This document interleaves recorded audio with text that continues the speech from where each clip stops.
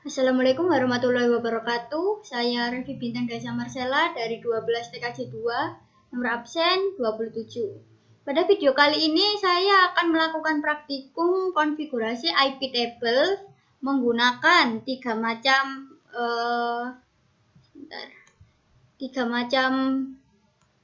virtual ya. Yang pertama, untuk dua virtual ini saya akan menggunakan Windows XP.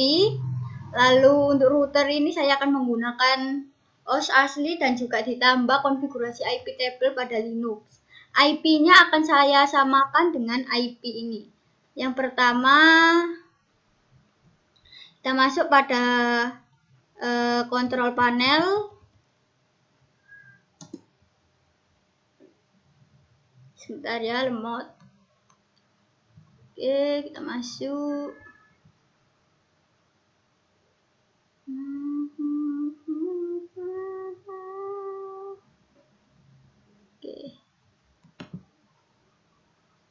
Di sini, pada VirtualBox, sini silakan kalian atur untuk IP-nya. Karena kita tidak menggunakan DHCP, jadi IP saya atur secara manual. Saya menggunakan IP 10.252.105.1 seperti ini ya. Lalu kita keluar, masuk pada VirtualBox-nya. Pada VirtualBox, seperti yang sudah saya katakan, saya akan menggunakan 2 buah Windows dan juga 1 buah Linux ini. Pertama, kita masuk pada settingan Linux. Ini kita lihat. Pada network saya menggunakan dua macam adapter, yaitu yang pertama adapter host only, saya allow all, dan adapter yang kedua yaitu inet untuk menyambungkan ke dua klien kita nanti. Jika sudah, klik OK. Lalu kita lihat terlebih dahulu adapter yang dimiliki oleh kedua klien kita. Untuk PC pertama, kita lihat adapternya hanya menggunakan satu adapter ini, menggunakan inet saja. Oke. Lalu untuk PC yang kedua juga menggunakan inet, kita allow all, jangan lupa, lalu klik OK. Sekarang kita masuk pada konfigurasi pada Linux. Oke. Sebelumnya saya sudah melakukan konfigurasi pada Linux, jadi untuk penginstalan dan lain-lain mungkin akan langsung terinstall, jadi tidak menunggu waktu lama. Jadi saya hanya akan menjelaskan apa yang sudah saya konfigurasi sebelum saya membuat video ini. Yang pertama, kita masuk pada nano etc per network interface. Oke. Di sini saya mengatur ENP0S3 dan juga ENP0S8. ENP0S3 ini saya ubah menjadi static. Oke. Lalu IP static ini yang digunakan untuk menyambung ke WiFi ya, IP internet. Lalu IP yang 0S8 ini yang nantinya akan digunakan sebagai netmask gateway pada klien kita. Jika sudah, klik exit. Silakan lakukan restart menggunakan perintah tc init.d per networking restart. Seperti ini. Kita tunggu 2 kali ya untuk memastikan.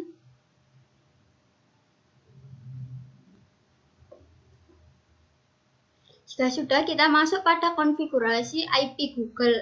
Kita akan membuat sebuah name server di sana agar klien maupun server kita bisa mengakses google.com. Menggunakan perintah nano etc resolve.conf ini. Oke. Di sini saya menggunakan 36 server. Yang pertama name server 10.256.105.1 yaitu IP OS asli saya. Yang kedua 6 server 8888 dan juga 6 server yang ketiga 8844 itu adalah IP Google atau DNS Google. Oke. Jika sudah, kita masuk pada repository. Karena saya menginginkan agar instalasi telnet nanti berjalan menggunakan internet, tidak menggunakan CD-ROM. Karena itu saya harus mengatur repository terlebih dahulu. Menggunakan perintah nano per etc per apt per source list. Oke, sini saya menggunakan Kartolo, SPY, data utama, bla bla bla bla bla ini sebagai repository saya. Repository bisa kalian cari atau kalian dapatkan di Google. Oke, jika sudah, Ctrl X untuk keluar. Kita lakukan apt update. Apt update.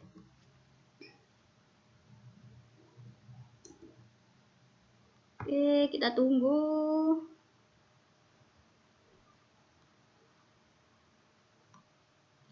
Untuk agar video, nah sudah ternyata, karena sebelumnya saya sudah update.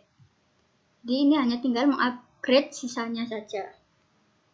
Sekarang kita masuk pada nano per etc per sysctl.conf. Oke, kita masuk. Di sini pada upcoming the next line to enable packet forwarding for IPv4 kita menggunakan ini ya, sudah saya forward sama dengan 1. Forward sama dengan 1, angka 1 ini menunjukkan bahwa forwardnya telah aktif. Sekarang karena di situ forwardnya aktif, jadi kita harus mengaktifkan atau melakukannya lagi di CMD atau Linux ini. Gunakan perintah sysctl mainw net.ipv4.ip forward sama dengan 1 seperti ini. Oke, di situ sudah muncul IP forwardnya sama dengan 1.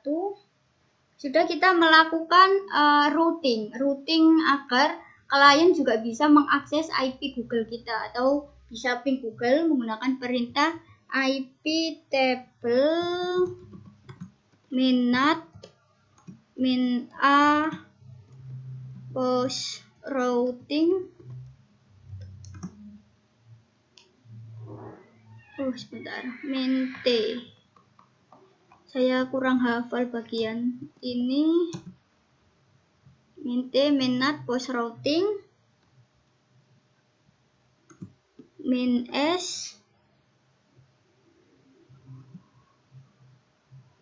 192.168.0/24. Jadi IP 108.0/24 ini kenapa saya menggunakan .0, kenapa tidak menggunakan IP Linux saya yang .9? Karena agar otomatis ya, jadi siapapun yang menggunakan IP 192.168.108 ini maka akan bisa mengakses Google. min_j masquerade, jangan lupa ya, masquerade seperti ini. Kita enter. Lalu sekarang kita cek IP pada Windows XP.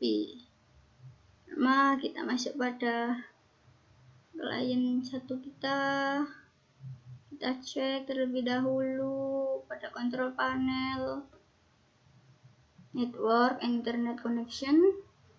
pilih network connection. Oke, properties.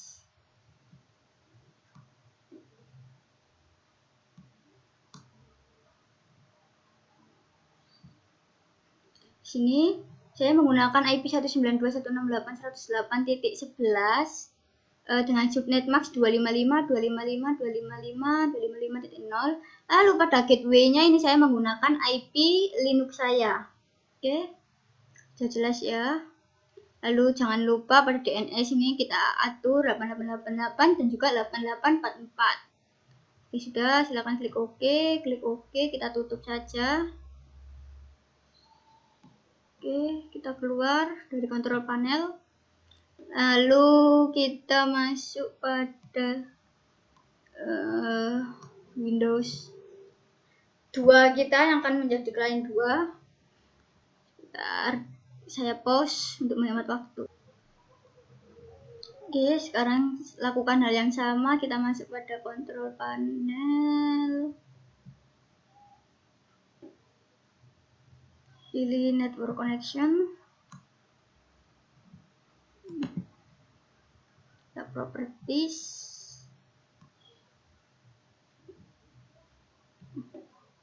Oke, sini saya menggunakan IP address 192.168.108.10. Default gateway sama ya, menggunakan IP Linux. Lalu untuk DNS seperti ini. Sebentar. Jika sudah, silakan klik OK. Kita klik OK. Bentar. Sekarang kita cek dulu Google-nya apakah sudah terping dengan baik dan benar. Pada Linux sudah bisa ping Google ya. Coba kita ping IP-nya yaitu 8888. Oke, kita tunggu.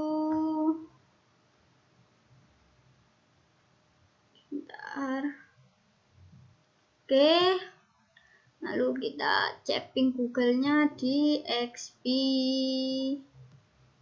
Masuk pada menu CMD. Langsung kita cek Google-nya, ping google.com. TTL ya. Kita ping IP Google-nya, ping 88.8.8. Oke, bisa. Lalu kita lakukan juga cek Google pada klien yang lain, ping google.com.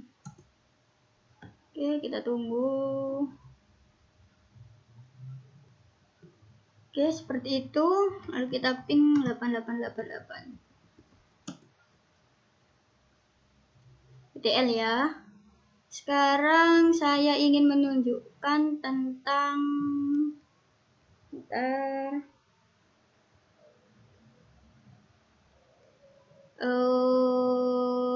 cara menginstal telnet menggunakan perintah apt install apache 2 pro ftpd telnet d. Menggunakan perintah ini ya, karena saya sudah menginstal jadi saya tidak perlu install lagi. Jika kalian belum install, silakan kalian klik enter lalu tunggu hingga instalan selesai. Jika sudah, lakukan cek pada klien tentunya. Jika menggunakan Windows XP, jadi gini, Windows XP ini untuk telnet tidak akan otomatis menyala, jadi kalian harus menyalakannya secara manual. Gimana caranya? Kalian tekan Windows press R menggunakan keyboard, lalu kalian ketikkan service.msg, lalu klik OK. Sebentar. Pada telnet kita cari telnet. Oke. Nah, lalu di sini kalian, karena saya sudah mengaktifkan ya sebelumnya, kalian ubah menjadi automatic, lalu kalian klik start. Jika sudah, klik apply, lalu klik OK, seperti itu. Oke, sebelum melakukan cek telnet, yang perlu kita lakukan adalah meroot default untuk IP internetnya ya, karena jika tidak begitu tidak akan menyambung. 252.105.1 seperti ini. Oke, jika sudah, sekarang kita lakukan cek telnet. Kita cek telnet pada IP pada klien 1. Kita cek menggunakan perintah telnet 92.168.108.1. Oke, kita tunggu. Oke, lalu kita login menggunakan Debian. Masukkan password Debian. Oke, login berhasil. Sekarang kita lakukan pada klien yang satunya lagi. Kita cek apakah telnetnya berhasil atau tidak. Akan perintah telnet 92.168.108.1. Oke. Login lagi, masukkan login, lalu password. Seperti ini. Sekarang kita cek apakah FTP kita pada web sudah berhasil berjalan. Kita cek akan perintah FTP ini ya. Oke. Kita tunggu. Berhasil ya, 108.1 sudah bisa welcome.msg. Lalu kita coba pada klien satunya. Kita coba nih, apakah IP-nya berhasil? FTP. Oke, IP-nya berhasil ya, FTP root @192.168.108.1. Jadi kesimpulannya adalah dua PC ini sudah bisa terhubung menggunakan telnet dan juga FTP. Sekarang saya akan memberitahukan bagaimana cara agar telnetnya ini tidak bisa terhubung di salah satu PC-nya. Oke, bentar. Ini ya, kita menggunakan perintah IP tables min A input min S 192.168.108.11. Ini titik 11 ini adalah IP klien yang ingin kita dropkan atau kita blok supaya tidak bisa mengakses telnet. Seperti ini kita drop. Jika kalian ingin menghidupkan kembali, tinggal kalian ubah menjadi accept seperti ini. Oke. Port 23 adalah port milik telnet ya. Jika kalian ingin memblok FTP, maka menggunakan port FTP, di mana port FTP itu port 21. Lalu kita dropkan seperti ini. Jika ingin agar bisa diakses kembali, menjadi accept seperti ini. Nah, akan saya tunjukkan hasil ketika kita drop.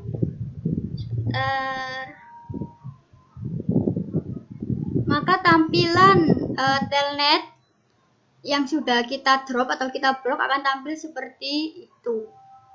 Telnet connect-nya violet ya, gagal karena sudah kita drop. Ini saya sudah mencoba memblok telnet pada kedua klien dan ternyata berhasil. Seperti ini. Namun ingat, kita hanya perlu memblok pada klien 1. Oke.